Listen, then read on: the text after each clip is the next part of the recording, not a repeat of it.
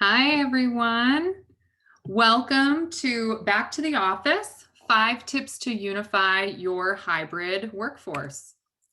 Before I get into introductions, just a few housekeeping items that I wanted to share with everyone. We will be sending out the slides and contact information for all of our panelists that were so nice to join us today. So in case you miss anything, don't worry, we'll be sure to make sure that you get the information following this call. We love questions, and we always find that the best content comes from when questions are answered. So please feel free, type any questions that you have in the chat pane, and I'll make sure to direct them to either myself or to the panelists.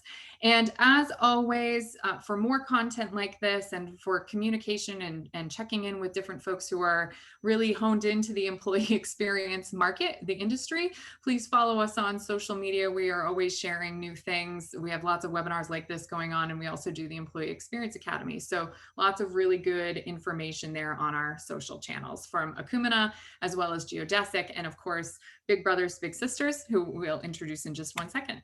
So as I had mentioned, so I'm from Akumina. My name is Samantha Kenny. I am the Vice President of Marketing there. And I am joined today by Christian Harity at Geodesic. Geodesic is one of our fabulous partners, and I'll let Christian say hello to everyone himself. Hello, everyone. And Pleasure to be here. Thank you, Christian. And then also Melissa Hutchins from Big Brothers, Big Sisters of America. She manages the internet presence. And I'm not even gonna begin to try and introduce all of the work that you've done, Melissa. I'm gonna let you, I'll let you introduce yourself and all of that because it clearly speaks for itself. But welcome, Melissa. Thank you for joining us. Thanks for having me. Hey, everyone. Excellent. Okay, so it's pretty obvious why we are all here.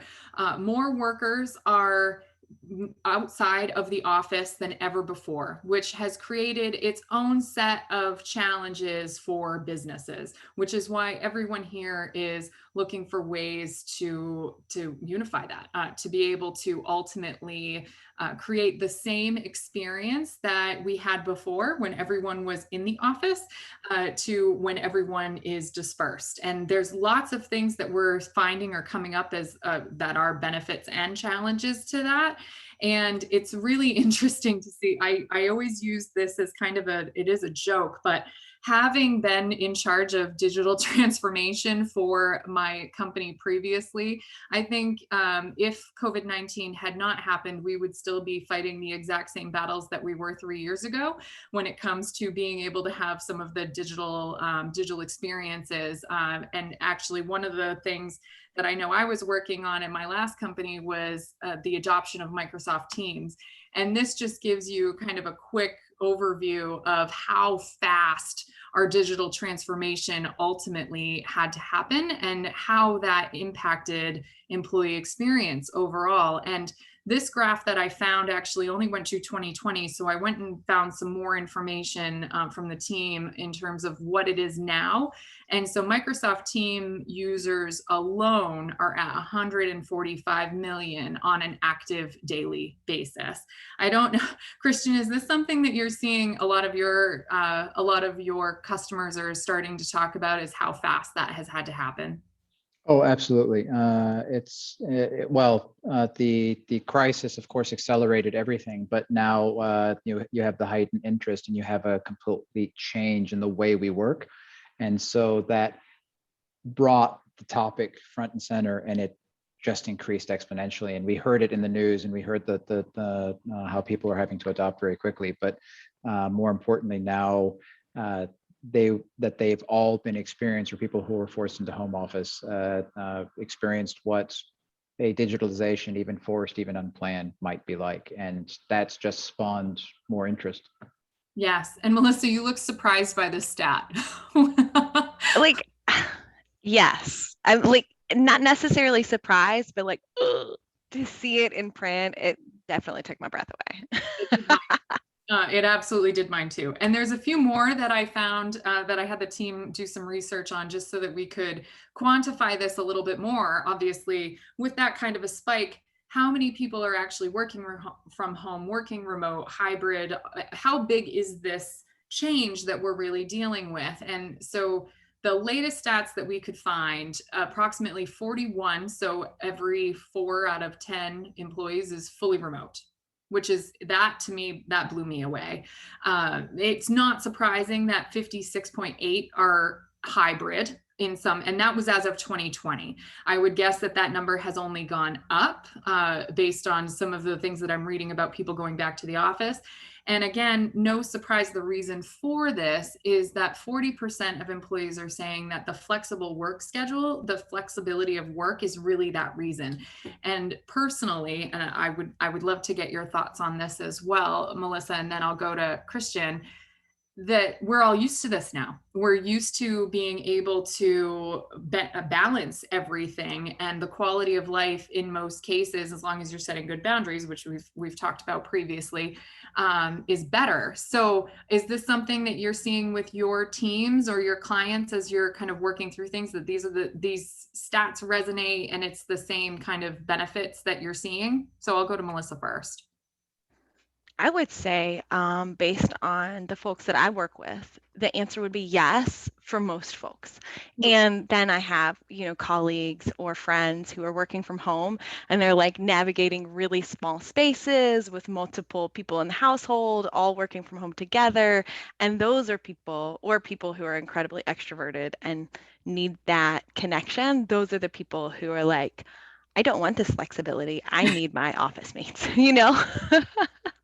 or I need that space. So yeah. So true. Christian? Well, I mean, overnight, so many of us became digital refugees.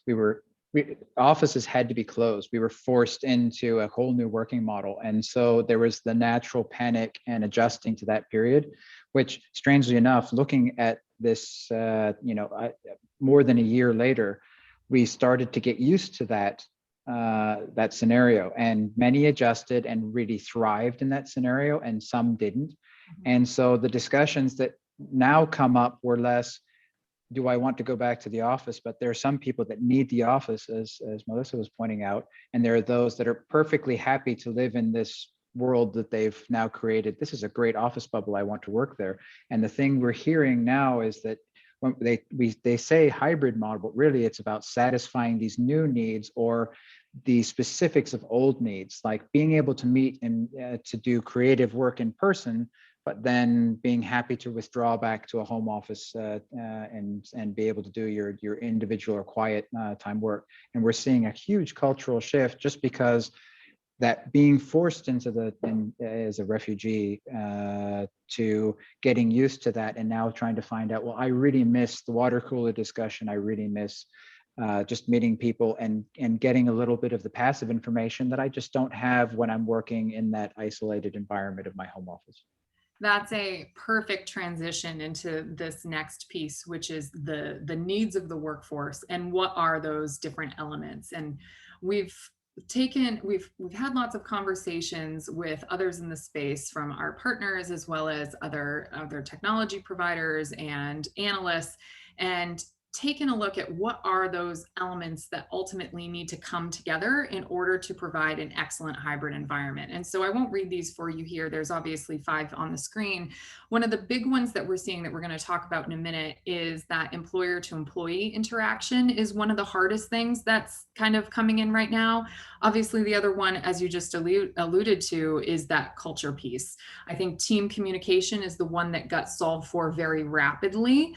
And then after that, it's trying to figure out all those other pieces that ultimately provide that excellent employee experience, which is the same, or would be very similar, because it won't ever be the same, but very similar to someone who is working right next to you or in an office environment. So these are kind of our 5 top ones. And I don't know, I was not to put you both on the spot, because I am entirely putting you both on the spot. Is there anything missing that you can think of? Is there anything that we should also be including here? And if that you don't know, that's okay, because like I said, I just put you both 100% on the spot. Well, my first thought on this, which is I think probably the more ignored part, was when we were forced into a home office environment. There was a cultural shift, but we suddenly mixed private life and business life. So we were dealing with children, because they were also forced to stay at home, and what have you. So planning, scheduling became the one challenge. The other big topic, which really is it falls strongly under team communication, but is the team managers, line managers who were suddenly struck with the absence of something that they had before, which was personal communication, walking up to the desk and saying, you know, did you do this, or is this working out for you? And changing their strategy in terms of how they work with their team, their employees. They monitor those. They expect reporting from their employees, and that's changed. And I think that today the most relevant topic there is what are line managers expecting from a new hybrid environment? Are they going to change their model? The ones that have had a successful one in doing it digital, I'm sure will perpetuate that, but it's solving that problem, which is how do I coordinate with my teams? And it really comes across on all of these points to some degree, which is it's a cultural point. Mm-hmm. It's a core communication point and how the interaction takes place, but it really is what is the modern manifestation of that old role, which is, you do have a line manager, a team manager, formally or informally. What are the expectations on both sides? How is that being managed? And what are the challenges that you face if you do switch now out of this model, or if you've waited until now to formulate a strategy to deal with that problem? Absolutely. Melissa, anything to add? I work in the training department at our agency, so I would say, and it kind of falls under enablement and productivity, but really learning, development, and training I agree. is, we have a national conference every year. How do you take a national conference to a virtual setting and still be productive and connect and all those things, and plus training new employees, plus developing the ones you've had? It's a challenge. Thank you both very much for your input. This is going to be some type of a thought leadership piece. I can tell already. We're going to pull all this together. So we got to make sure everything's in there. And training, as soon as you said that, I said, oh gosh, okay, yes, this is why we do collective things. So thank you very much. So with that, we wanted to take the opportunity to put tips out to our audience in terms of what are the things that folks should be looking at, could be looking at in order to be successful. So I think a lot of you are already on this journey. Obviously, you would have to be in order to figure out what you're doing, how you would unify your workforce, regardless of where they physically sit and do their work. But these are some of the things that have risen to the top out of the last, really, I would say 6 months, from folks who are finally feeling like they're starting to figure it out. And so the first one is look back before you look forward. And I'm going to turn it over to Christian to speak a little bit more about that. You've already heard a little bit of a glimpse into his thoughts on those. Figuring out the gaps and how you do that. What are the gaps that we're seeing today, and what categories do those truly fall into? Assembling the team, who needs to be there, what needs to happen. And if I can say it once, I will say it 3 times: integrate systems. And we'll talk a little bit more about that and the reason why in a second. And then ultimately, which for me is closest to my heart, is build a roadmap, not a 1-year plan. And I'll talk to you a little bit more about that in a few minutes as well. So looking back before you look forward, oh goodness, there's our faces again. So Christian and I sat down about a month ago now to talk specifically about this one topic on a series which we call the Employee Experience Academy. And so Christian, would you kind of recap that conversation for us and why it is so important for us to look back before we look forward when we start planning, especially when it comes to, I loved your not digital nomads, digital refugees, please. Yeah. I think that I don't remember who coined it, and I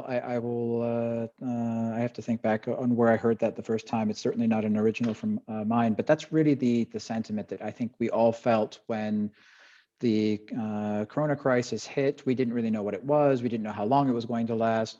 And with government mandated lockdowns and being forced into home office, everything was immediate, reactionary. It was unplanned. And we were really just trying to maintain a kind of status quo. as quickly as possible without any real thought. So obviously conferencing software exploded and everybody suddenly was doing video conferences, and there are plenty of memes and jokes about how people dressed and otherwise, and we adapted to that fairly quickly, but we didn't really think about what that move was. We didn't order or structure that move in any way. We didn't have a strategy for it. And before, we would take a great deal of time to think about these things and how they'd affect our processes. So what happened was we started to see that the tools were being adopted quickly, but they're all built more or less around small teams and small team interaction. So we started to perpetuate that culture. We started to perpetuate working in our little team silos, even if we were members of multiples ones, and we started to forget about the structure that we had before. We started to neglect process or procrastinate on that.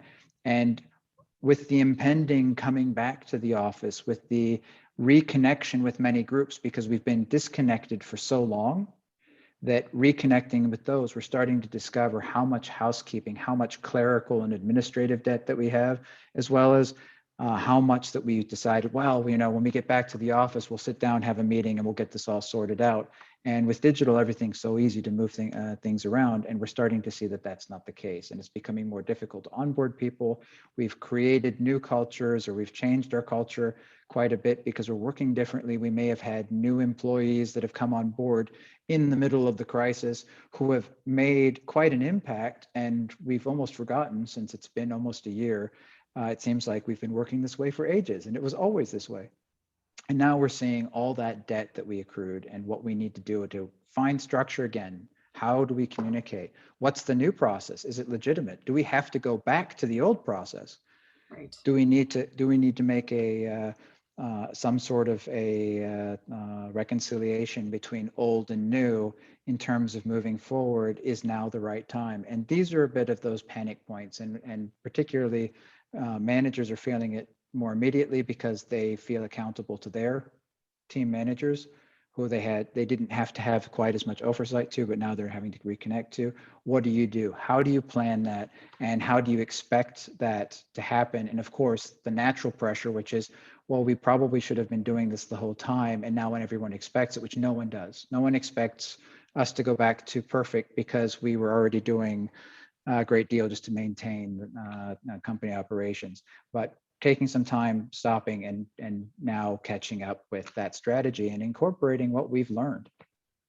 Absolutely, which is why I love reconciliation between old and new. I took that down as a note, because I feel like this grid, I've used this grid a few different times and in terms of strategic planning for it, specifically within employee experience or within marketing, within digital, mostly within the digital transformation space, which sometimes inherently employee experience fits under.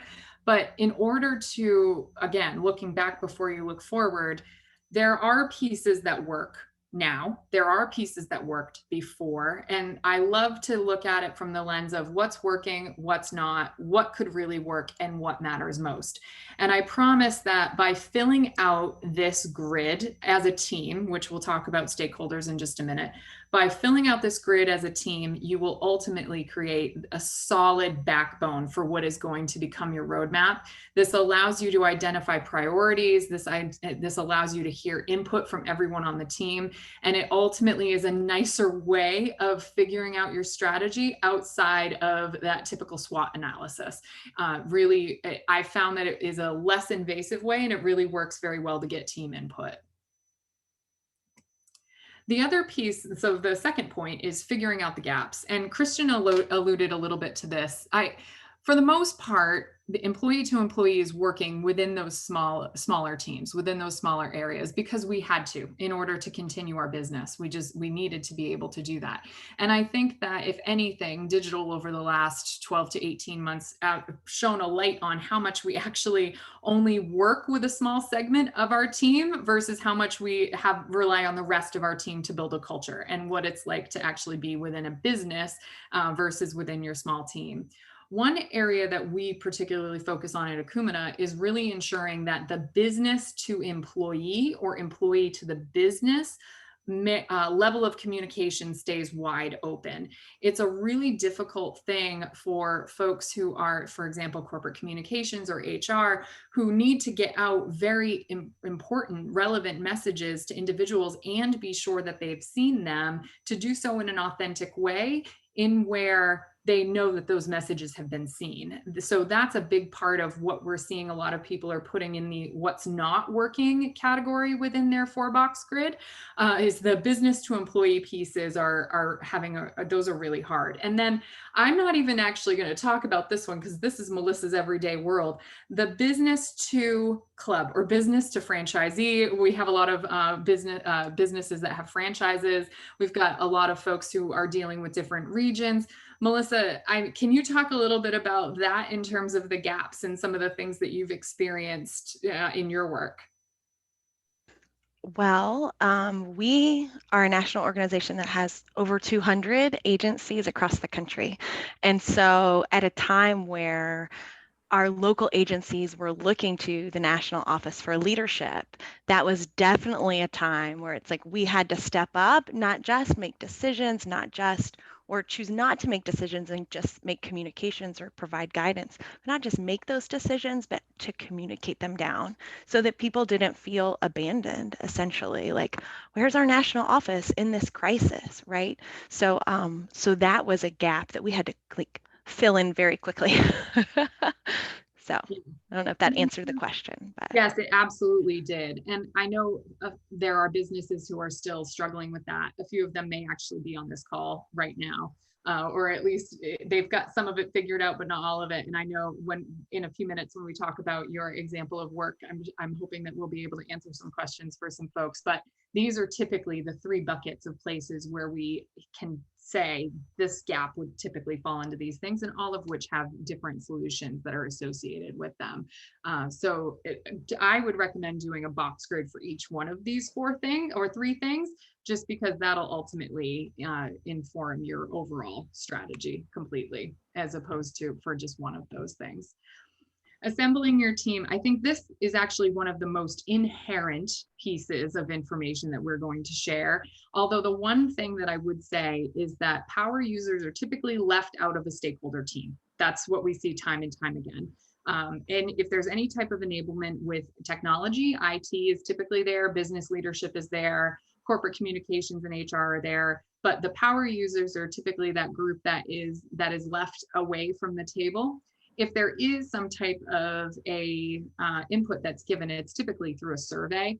Having people actually a part of the planning process to be able to inform what that next step of that roadmap is so incredibly important. So if there's anything you can take away from this particular slide, please keep in mind that there are people who are going to be using this technology every day, or using technology that helps you bring your hybrid workforce together, that is not you. And so making sure you get all vantage points, all different types of scenarios, anything that you can think of. Obviously, there's that 80-20 rule, being able to solve for the 80% as opposed to the 20, but it is important that everyone have a place of voice in some capacity when you're working on how to ultimately serve the needs of a hybrid workforce. And then my 2 more points, and then we'll turn it back over to Melissa. Integrate systems. I found this stat, this is actually a stat that one of our partners uses. An average employee is expected to interact with 68 different applications on a daily basis.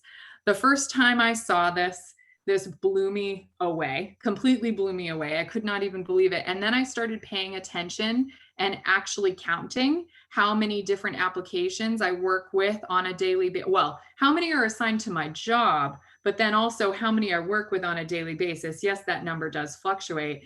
Then in addition to this, I had another EXA interview that I did a few weeks ago, where we copy and paste over 200 different pieces of information in a day. And then I started counting that. I said, oh, how many times do I hit Control-C on my keyboard? It's true. So obviously, the more that we can have everything in one place is important to be able to reduce that context switching, because it can be jarring sometimes. But Melissa, you have the best reactions right now. I want to turn it over to you for a minute just to hear your thoughts. I just react. And so everything you said, I was like, no way, 68. But the copy and paste, yes, Yes, yes. I am like control C and control Ving all the time. all the And it time. just made me laugh. Thank you. Kristen, I mean, when you deal with your clients, I'm assuming integration is a big part of what you're doing right now, always, right? Integration is always a core topic. Well, there's always, it's always the political big topic, but at the same time, very few actually look at what they're doing on a daily basis. And so having some insight on what they're actually experiencing versus what someone is assuming they're experiencing, and whoever the current sponsor, the driver is to the change, has their own perspective. And of course, they're always passing that on, but actually bringing in an individual stakeholder perspective of, how often are you copy pasting, forwarding, or doing everything via email and then tidying up everything that you've broadcast or that you've published later on? Because now that you're done communicating, you add it to where you were actually trying to communicate with, and particularly communications departments sit there and go, oh yeah, that's probably not the best, is it? And having you digest that sort of situation is a, oh, my daily work does look a little bit strange if I think about it enough. And it's just something that we just do and we take on. So this is one of my favorite, just my favorite points, but not as much as this one. So build a roadmap, not a one-year plan. It is amazing to me how many organizations, and I've fallen into this trap as well, build a one-year plan. And it typically is fairly detailed. It's a plan saying, here's our priorities for this year, here's what we're going to do. But I would love to know the answer to, and I think I could guess, how many people actually need to budget at least 9 to 12 months in advance, right? You need to be thinking about what kind of things you're going to be asking for within the following year to be able to plan it all out. Having 3 to 5 priority items 3 years in a row changes your perspective on strategy in a way that is so much more impactful for your work, for your innovation projects, for any type of a long-term project. It amazes me why we get stuck on this 1 year thing. And I mean, even here, so this is an example of the Akumina roadmap that I just pulled together with our team.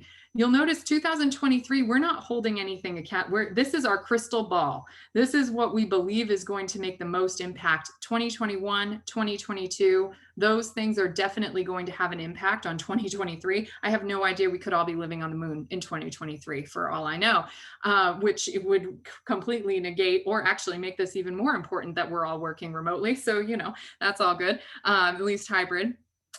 So it's so important. Think of things way beyond that 12-month mark. It's so important to be able to do the technology planning, do the due diligence, figure out ultimately what are the long-term integration points, as we just mentioned. I can't bring this point home enough. I've been on both sides of it. I've been on the strategy side as well as on the business side. So crucial.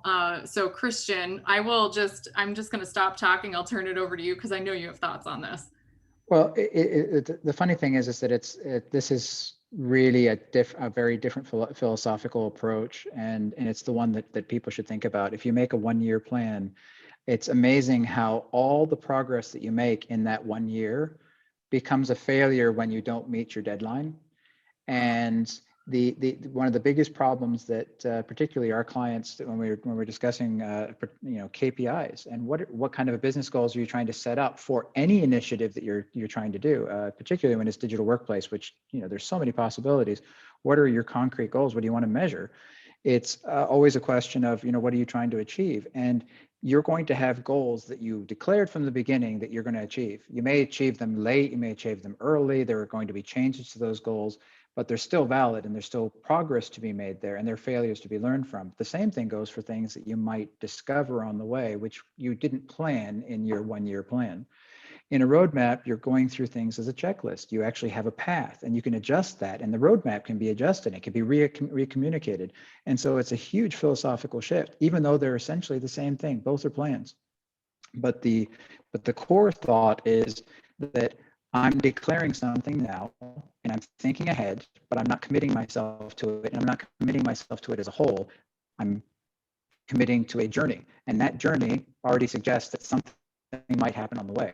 Versus on a plan, there's an A and there's a B, and you're ignoring the in between. And it becomes very difficult to measure your success, or for that matter, the partial success, which may be more valuable than the goal you thought that you were trying to achieve. So you have no chance to adjust or change.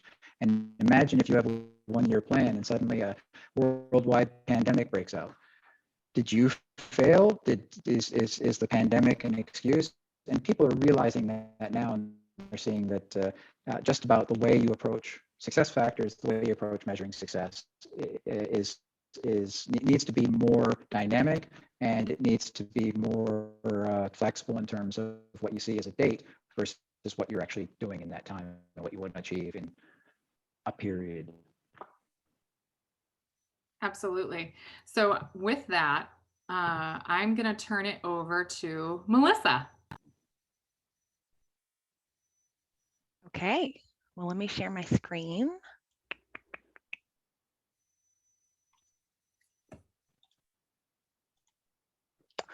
And I think you all can see it. Does it look good, Samantha? Okay. It does, yeah. So I'm Melissa Hutchins. I'm the manager of training at Big Brothers Big Sisters of America. And I've been at our office for about 2 years. Prior to that, I worked for 13 years at a local agency. And that's just not like something I like to throw out there to talk about my longevity. It also applies to what I'm going to talk about, which is our intranet, which is Connect. So I will, what I'm gonna, our little mini agenda, because I know I don't have a whole lot of time. I'm going to tell you a little bit about us, Big Brothers Big Sisters of America. I'm going to talk about Connect, our intranet, before and after, our plan looking ahead, and then see if you all have any questions for me. I'm super excited to be here. I just get really excited. So I'll try to, keep it together. A little bit about Big Brothers Big Sisters of America. We are the United States largest and longest mentoring organization. We've been around for over 100 years. Our mission is to create and support one-to-one mentoring relationships that ignite the power and promise of youth. I mentioned earlier, we're a federated model. So we have our national office at the top, and we have local agencies across the country. We are over 200. It's like between 200 and 250, right? Changes a little bit here and there. Each agency is autonomous, and they have to meet or comply with our Big Brothers Big Sisters standards of practice. We have national marketing, we have national branding expectations, we have corporate and community partnerships, we have grant opportunities, research and outcomes, IT applications, like a handful of those that people are interacting with on a regular basis.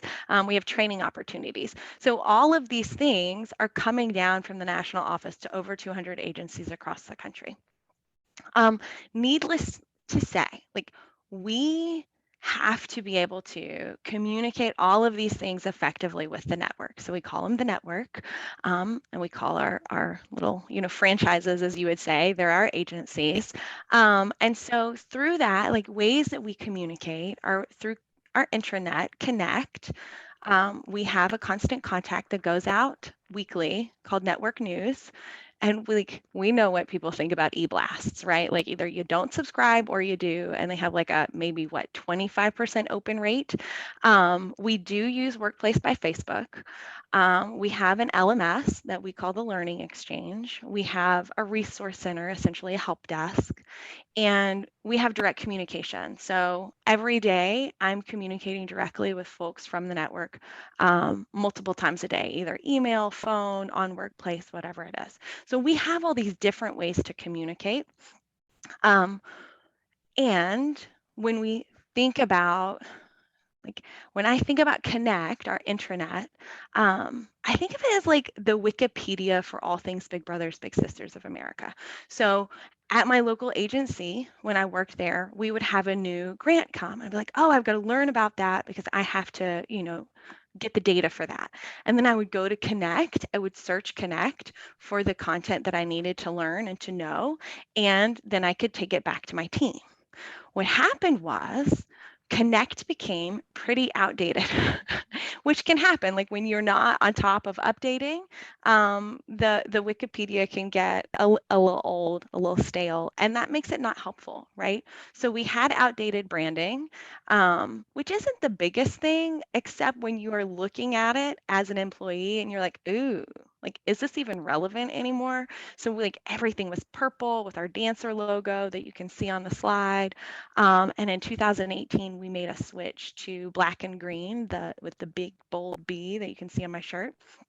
And so it visually clearly looked outdated and the content was outdated. So we had some turnover at the national office that led to not a clear owner of the intranet. So who is going to be updating this? We had national news on the front page. It was like a year old. And so when I came in, the discussion was like, it's going to take a lot of time and potentially money to, well, we know money, right? Time is money, to update this. Do we update it? Like, do we chuck it or do we update it? Right? Like, what do we do? And I came in, I just come from like local agency. I was like, no, like save it. We use it. It's like the local agencies use it or we want to. So we knew that updating it was going to need work with Acumina to, to update our technology. We were at like version 3.0 or something, and like they had to take us up to 4.5. There's still more updating to do. So there was a technology piece, we had to rebrand it, and we needed to attack the content. And the content involved different players throughout my office, right? The national office. We had to talk to people in every department, review what's on there. Does it need to be cut? Does it need to be updated? Or can we leave it where it is? How can we reorganize? They were like, but we need a manager for that.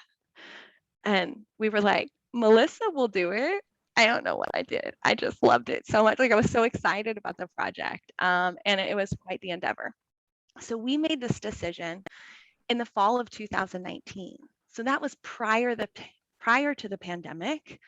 And it was perfect timing because once we finally made the update and once we actually started updating the content, people needed that more than ever. That gap was glaring, that folks down at our agency level were really looking to the national office for guidance, for all of those things. And one of the ways we could provide that was by actually having updated content at Connect, like in Connect. So of course we updated it. We did update the branding. We did update the content. And I want to show you the difference. So this is what it looked like before. Like see all the purple. Oh, from a branding perspective, it hurts my heart a little bit, but that's where we were before. And so with lots of work with Acumina, this is where we are now. And it's just like it's fresh. And if you look, on the national news, it's July 30th, 2021. Like that's current, right? So my colleague Yasmin, she takes the content from our constant contacts that we send out, and then she plugs them in to Connect. We have updated the menu bar. We've updated the quick links on the side. A lot of those links were going to like apps we don't even use anymore, or outdated information. And we really organized based on what we knew our local folks needed. And you can also even see over here in agency compliance, there's 2020 agency award criteria and 2021. Like we're keeping it fresh, and we're keeping it relevant. And looking ahead, that's really going to be the constant challenge, right? Like how can we decide what technology updates that are best for our site, right, and best for who we serve, and how can we maintain that content? And so, as like you've probably guessed, like as excited and as jazzed about it as I am, like that's my job. It's one of us, me and Yasmin.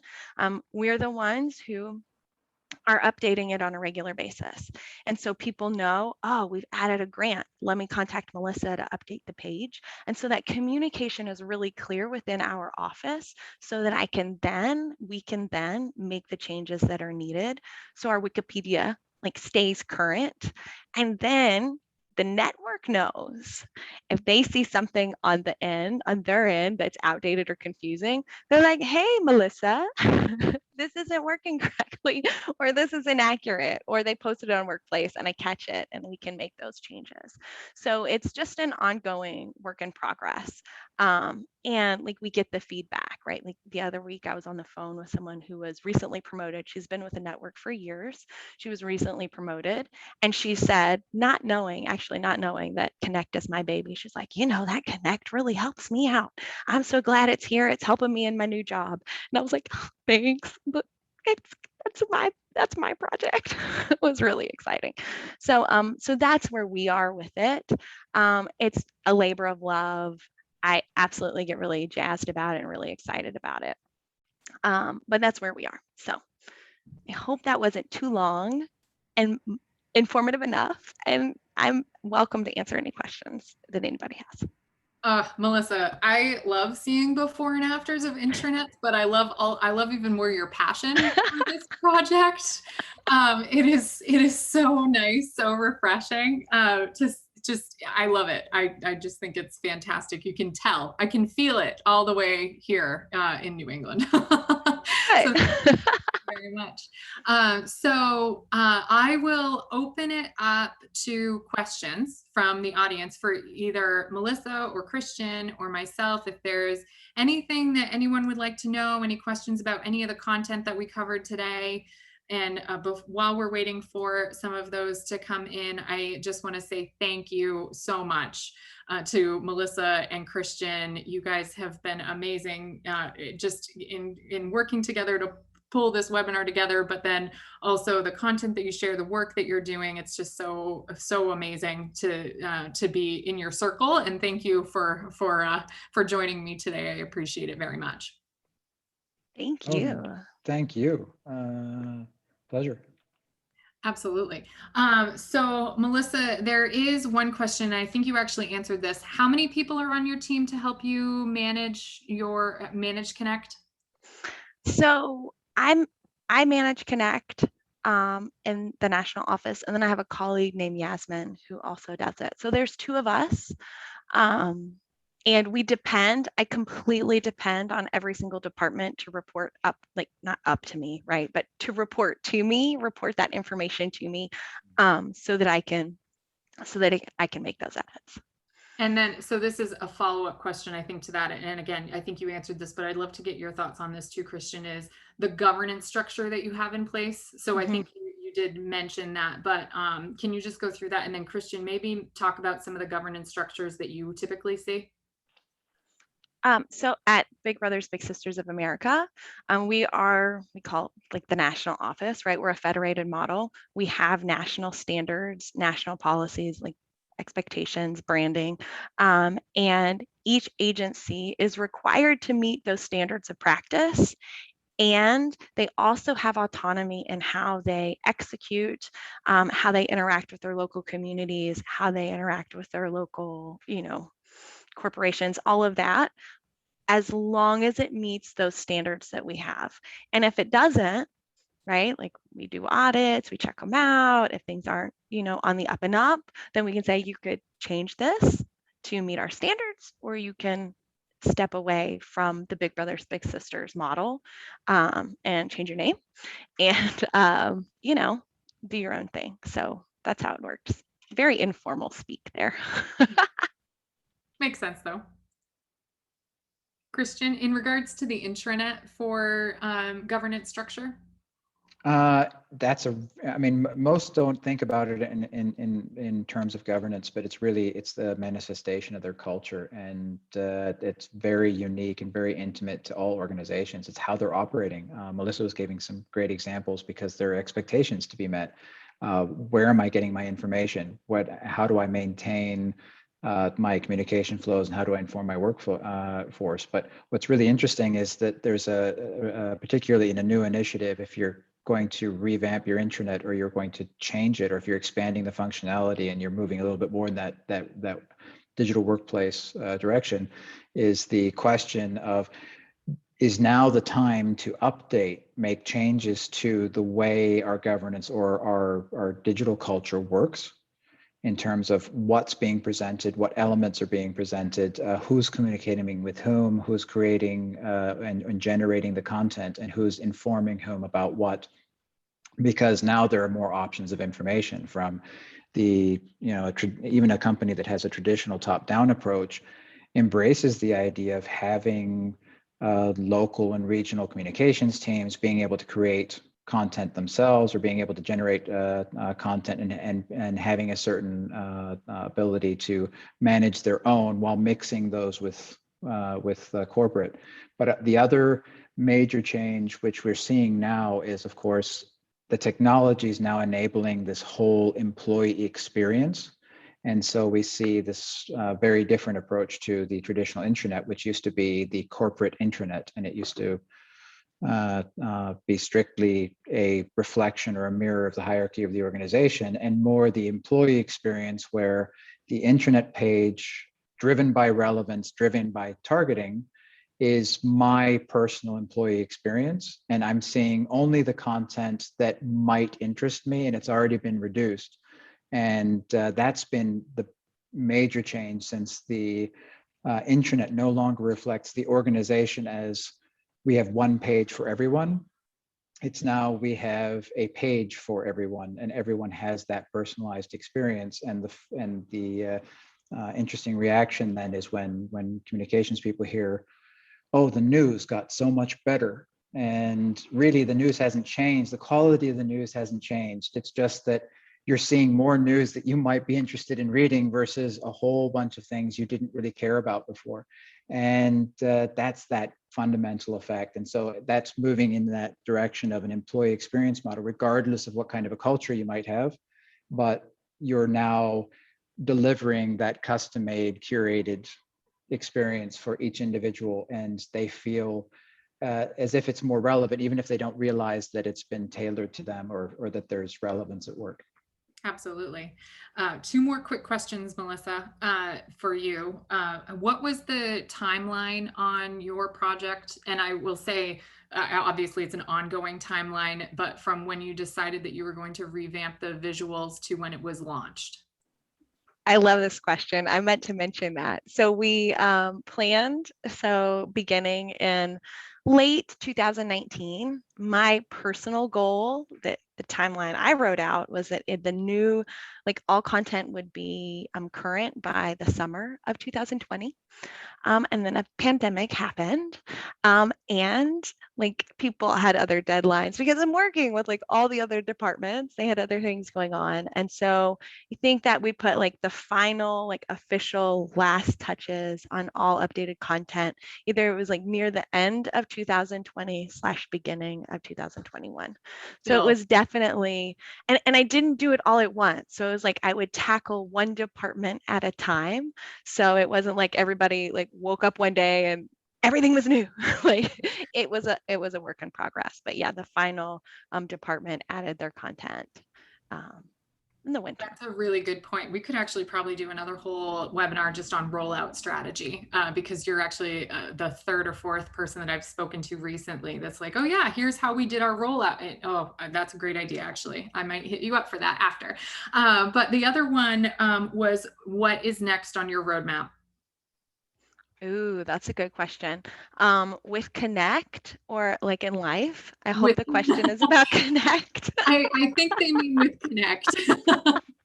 So, big picture, we will continue to make updates. Like, there's some updates that are going to be coming. I love this concept that Christian just mentioned of like, how can I at least make the homepage more my own? And we have some things built in there, but I bet that can be done even more when we actually get to update our technology. And so there's, it's like we've been toying with the notion of going from 4.5 to 5.0 in the technology. We may not be there yet, but how can we improve the user experience now to buy us some time to be able to make that update that I think can really, like, from everything they tell me, it can really make a big difference in the user experience. So And that right there is why you have a roadmap, not a one-year plan. That right there. Excellent. Well, thank you all so much again for joining us, Melissa, Christian. Thank you again. Very much appreciate you spending a little bit of your time today with us. Have a great day, everyone. And these slides will be shared out either this afternoon or tomorrow morning. So thanks all. Have a great day. thank you all. Have a good day. Thank you. Bye. Bye-bye.